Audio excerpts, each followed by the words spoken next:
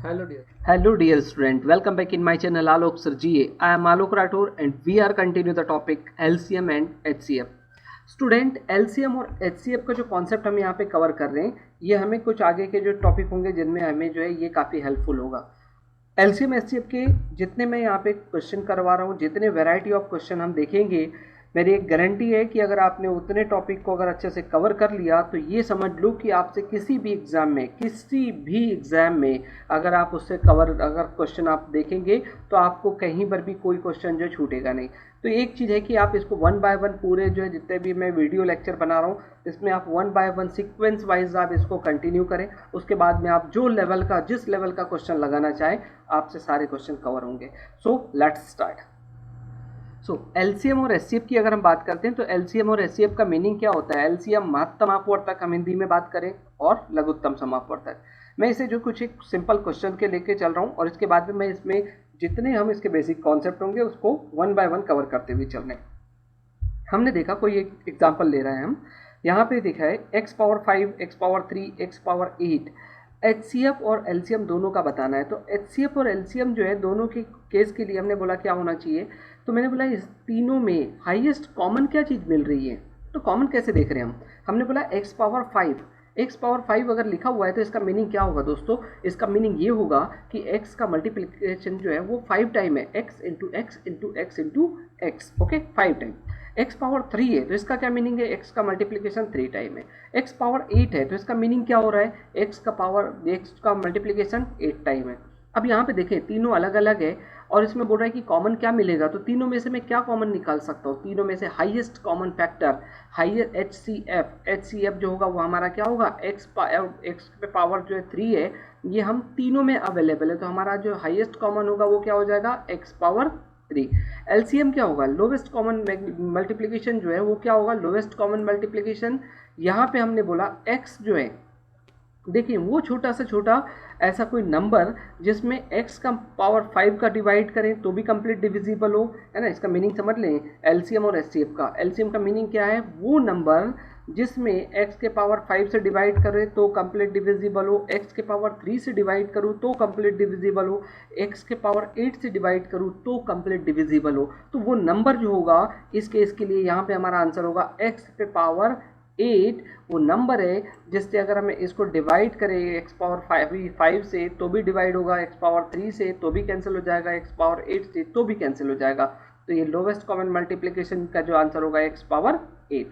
अब हम इसके बेसिक कॉन्सेप्ट पे आते हैं, ठीक है।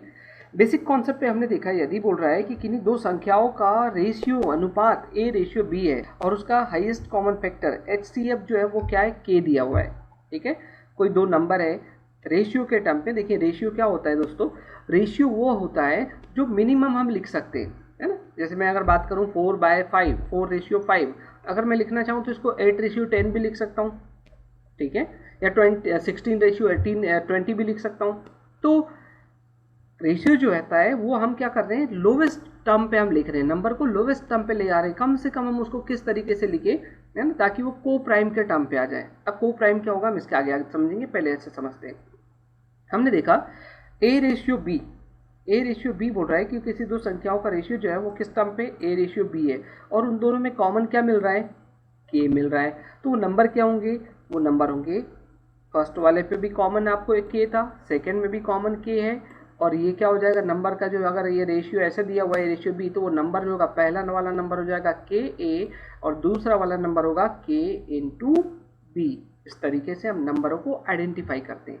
अब एक चीज़ और समझ रहे हैं हमने, यहाँ पे देखा हमने को प्राइम नंबर, है ना, जिसको हम हिंदी में बात करें क्या होता है, सह अभाज्य संख्याएं।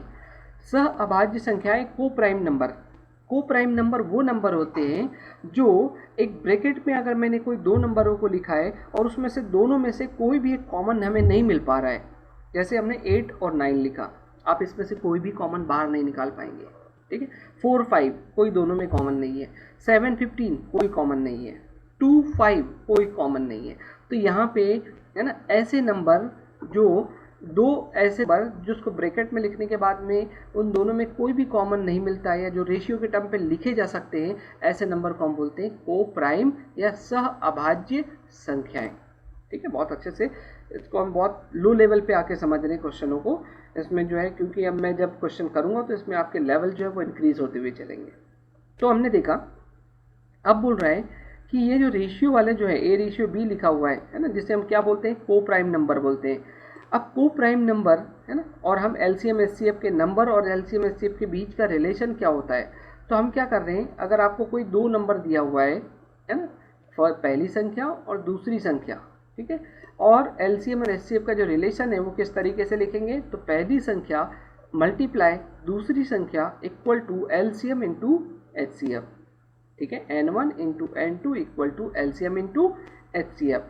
अब पहली संख्या अगर दोस्तों मैंने बोला क्या है यहाँ पे, जैसे मैंने बोला यहाँ पे पहली संख्या क्या मिला, k इंटू ए, ठीक है, k इंटू ए। दूसरी क्या हो जाएगी, k इंटू बी। ये k क्या था, एचसीएफ है ना। तो सीधे सीधे अगर मैं बात करूँ तो एचसीएफ की जो वैल्यू अगर हम बात करें तो यहाँ पे एचसीएफ की वैल्यू कितनी है, k, और ये पहली वाली संख्या क्या है, a k, ठीक है, और दूसरी वाली क्या है, बी के, है ना, इक्वल में। तो एक के से के कैंसिल हो जाता, तो यहाँ पे बचा क्या होता, सिंगल के, ठीक है ना। तो हम कुछ इस तरीके से लिख रहे हैं, के का मतलब क्या है, वो HCF है ना, और A इंटू बी। तो यहाँ पे रिलेशन जो है हम कुछ इस तरीके से भी लिख सकते हैं, LCM equal to HCF into a into b, या HCF के टर्म पे लिखना चाहें तो LCM divide by a into b. Basic सी चीज़ें याद रखें, पहली संख्या मल्टीप्लाई दूसरी संख्या equal to LCM into HCF, बस इतनी चीज़ें याद रखें। Ratio of two number is 4:5 and their HCF is 8, then find the number. बोल रहा है कि किसी दो संख्याओं का जो अनुपात है वो कितना दिया है, 4:5, ठीक है, 4:5 जो है वो उसका अनुपात के टर्म पे, रेशियो के टर्म पे दिया हुआ है। उसका बोल रहा है HCF जो है, हाईएस्ट कॉमन फैक्टर जो है वो कितना है यहाँ पे, 8। तो वो संख्याएं बतानी है। तो दोस्तों मैंने अभी बताया था, अगर आपको वो संख्याएं बतानी है तो first number equal to k into a, है ना।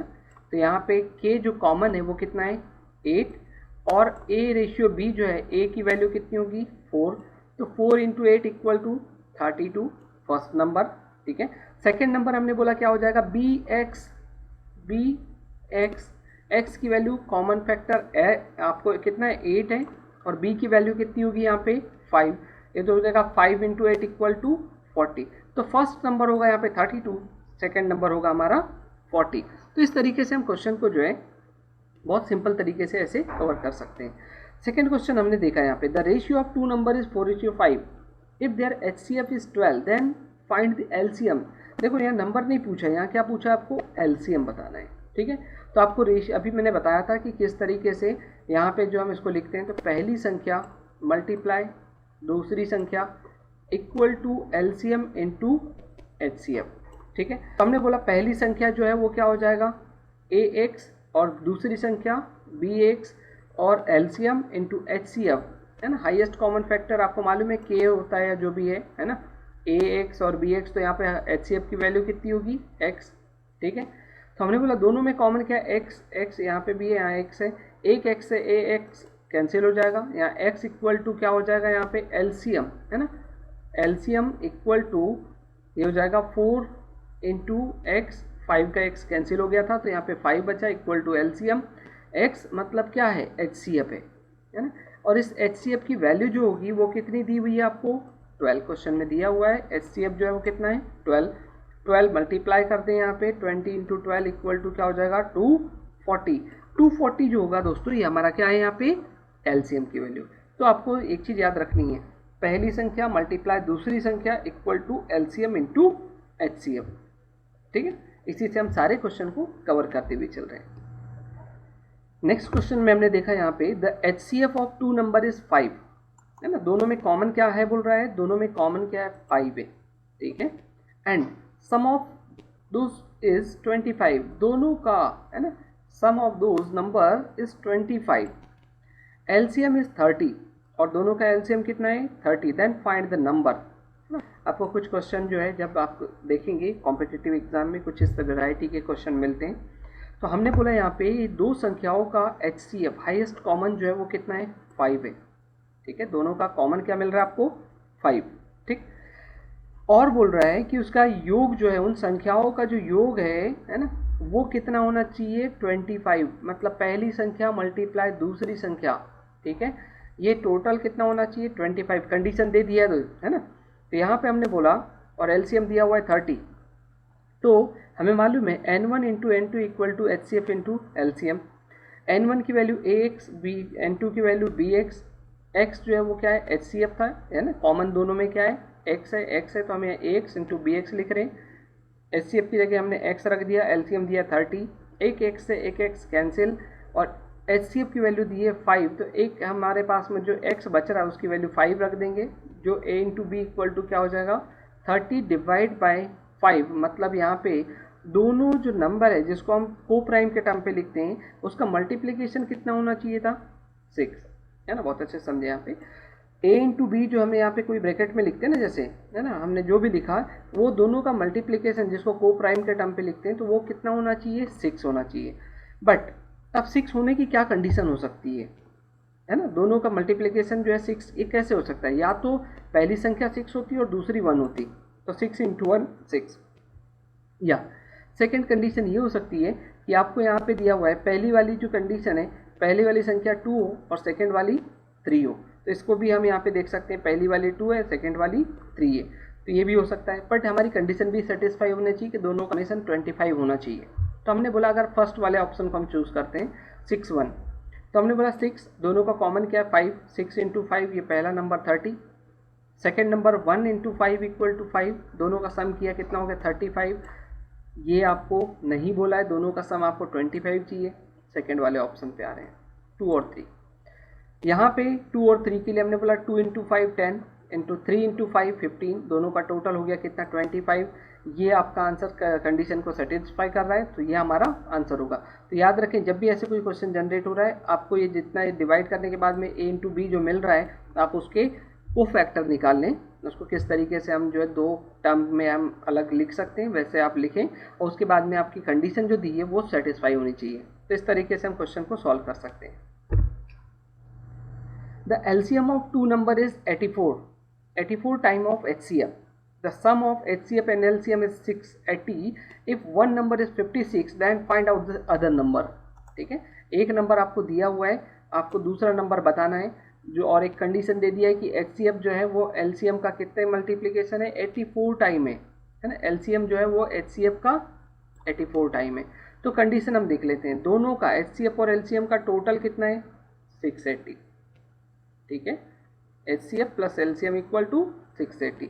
और क्वेश्चन में क्या कंडीशन दे दिया है, यहाँ पे कंडीशन दिया हुआ है LCM is equal to 84 time of HCF, ठीक है, यहाँ पे कंडीशन दिया हुआ है। तो जहाँ LCM लिखा हुआ है वहाँ पे मैं क्या रख सकता था 84 HCF, यहाँ पे क्या लिख सकता था LCM है ना, तो इक्वेशन नंबर 1 दिए होते हम, यहाँ पे इक्वेशन नंबर 1 में LCM इक्वल टू 84 HCF की वैल्यू पुट कर दें, तो ये क्या हो जाएगा 84 प्लस एक ऑलरेडी पहले से HCF है, तो ये हो जाएगा 85 HCF इक्वल टू कितना 680। सो HCF इक्वल टू HCF की वैल्यू कितनी मिल गई 8, ठीक है, यहाँ से कंडीशन से आपको HCF की वैल्यू मिल गई, वो कितनी मिली है 8 मिली है, ठीक है। अब आपको बताना है HCF आपको मिल गया 8, तो LCM की वैल्यू कितनी होनी चाहिए, ठीक है। तो हमें मालूम था कि LCM is equal to 84 time of HCF, एक HCF आपको 8 मिल गया है और वो कितना गुना है उसका LCM कितना गुना है, वो उस HCF के 84 टाइम में मल्टीप्लाई कर दें 672, ये आपका आंसर होगा। तो जब भी आपको क्वेश्चन जनरेट हो रहा है थोड़ा सा आप जो है, बहुत बेसिक कॉन्सेप्ट है, बहुत ज़्यादा नहीं है, हम बस इसको थोड़े से एक हमें कॉन्सेप्ट क्लियर हो तो हम सारे लेवल के क्वेश्चन को हम कवर कर सकते हैं।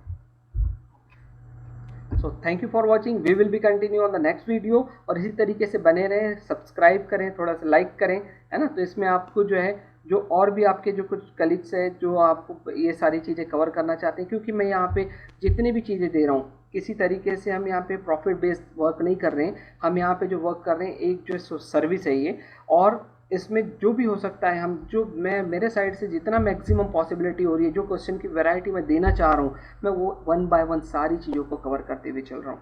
तो एक चीज़ समझ लें कि इस चैनल से आपको एक बेस्ट चीज़ें मिलने वाली है जिसमें जो है हम अब किसी भी लेवल के एग्ज़ाम को आप कवर कर सकते हैं।